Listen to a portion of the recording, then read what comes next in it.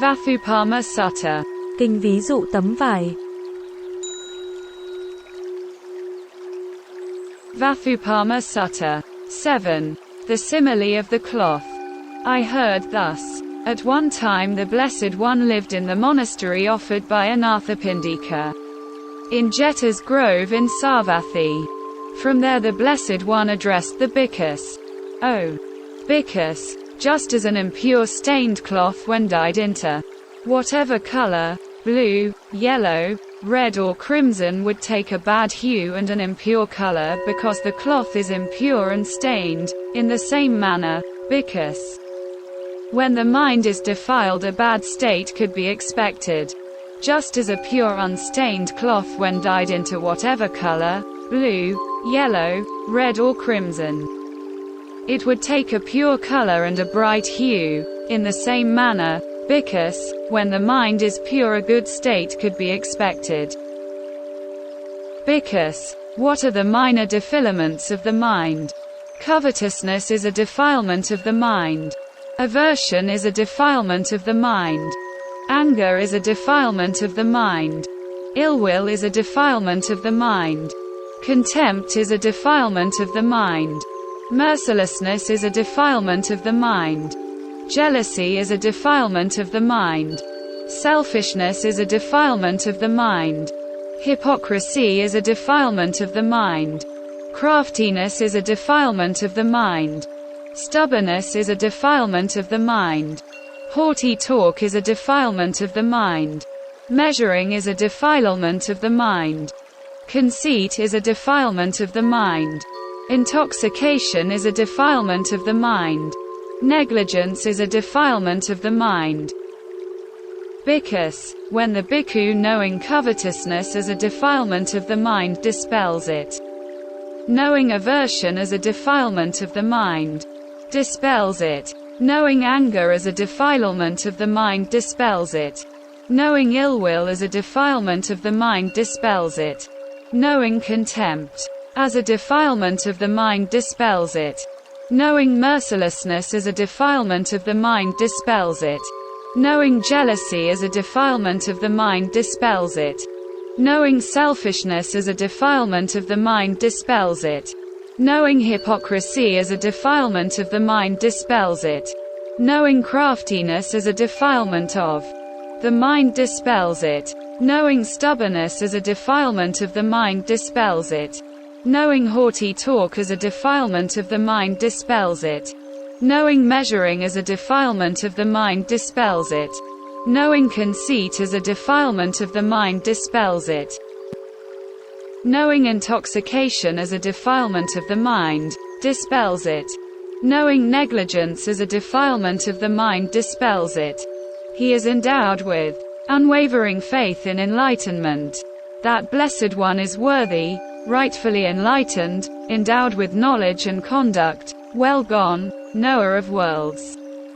The incomparable tamer of those to be tamed, teacher of gods and men, enlightened and blessed, is endowed with unwavering faith in the teaching. The Blessed One's teaching is well proclaimed, here and now, not a matter of time, inviting for inspection, leading beyond, for the wise to be realized by themselves. Is endowed with unwavering faith in the community. The disciples of the Blessed One have fallen to the right path, the straightforward path, the wise path, and to the path of mutual understanding. They are the four pairs of the 8 great men. The disciples of the Blessed One, worthy of offerings, hospitality, gifts and reverential salutation, the highest field of merit for the world. When his mind is cleaned, released and established, as far as the limit allows, he knowing I have unwavering faith in enlightenment, gains meanings in the teaching and experience the teaching, and joy arises. To the joyful there's delight. The delighted mind appeases the body. The appeased body feels pleasant. Of the pleasant, the mind concentrates. He knowing I have unwavering faith in the teaching, gains meanings in the teaching and experiences the teaching, and joy arises. To the joyful there's delight, the delighted mind appeases the body. The appeased body feels pleasant. Of the pleasant the mind concentrates.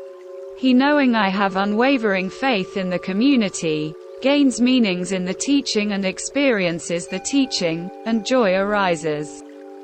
To the joyful there's delight, the delighted mind appeases the body. The appeased body feels pleasant. Of the pleasant the mind concentrates.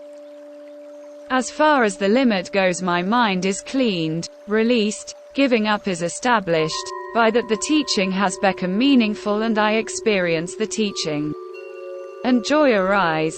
To the joyful there's delight, the delighted mind appeases the body.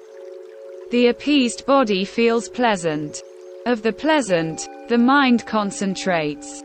O bhikkhus, the bhikkhu with such virtues, thoughts and wisdom were to partake of morsel food cooked out of fine rice with dark seeds picked. Together with various soups and curries, there would not be any danger to him. Just as the impure stained cloth is cleaned with pure clean water. Just as pure gold comes out of the furnace. Even so bhikkhus, the bhikkhu with such virtues, thoughts and wisdom were to partake of morsel food cooked out of fine rice with dark seeds picked, together with various soups and curries, there would not be any danger to him.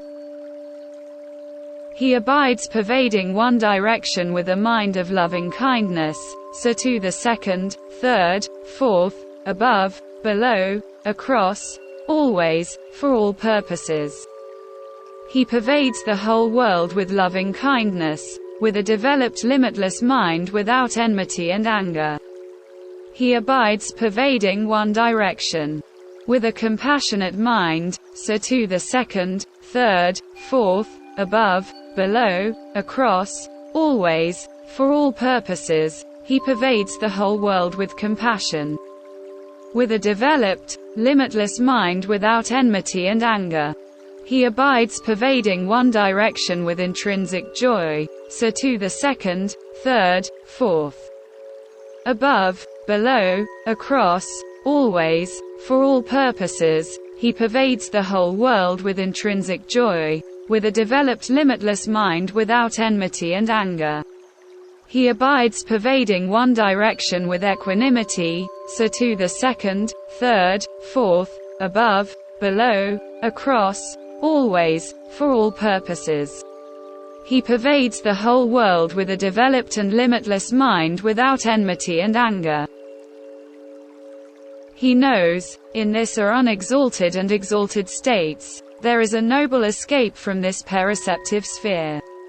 When he knows and sees that, his mind seeks release from sensual desires, from desires to be, and from desires through ignorance.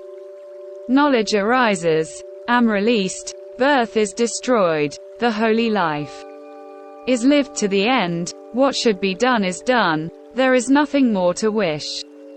Bhikkhus, to this is called internal cleaning.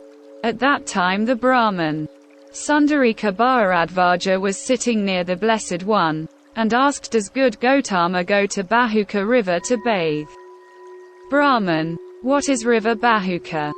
And what will it do? The Brahman said, good Gautama, many people consider river Bahuka is the release, river Bahuka is meritorious. Many people wash off the demeritorious actions in river Bahuka. Then the Blessed One addressed the Brahman Sundarika Bharadvaja in verses. River Bahuka with many precious stones, rivers Gaya, Sundarika, and even Saraswati I, Payaga, and Bahamathi. Fools may be forever submerged in these, but their dark actions will not be washed. How could Sundarika, Payaga, and Bahuka help angry beings gone wrong? Their evil actions will not be washed off. The pure are always pure, to them every day is a Sabbath day. The pure with pure actions are always bound in virtues. Brahman, bathe here itself. Develop loving kindness to all beings if you do not tell lies. Do not hurt living things, not take that not given. With faith become not selfish. What could be done? Gone to Gaya, may drink water there. When this was said, the Brahman Sundarika said thus to the Blessed One. Now I know, good Gautama. It seems as though something overturned is reinstalled, something covered is made manifest. It seems as though the path is told to someone who has lost his way. It seems as though a lamp is lighted for the darkness, for those who have eyes to see forms. In various ways the teaching is explained by good Gautama. Now I take refuge in good Gautama, in the teaching and the community. May I gain the going forth and the higher ordination. The Brahman Sundarika Bharadvaja obtained the going forth and the higher ordination. Soon after the higher ordination, Venerable Bharadvaja withdrawn from the crowd, alone and secluded abode, diligent for dispelling.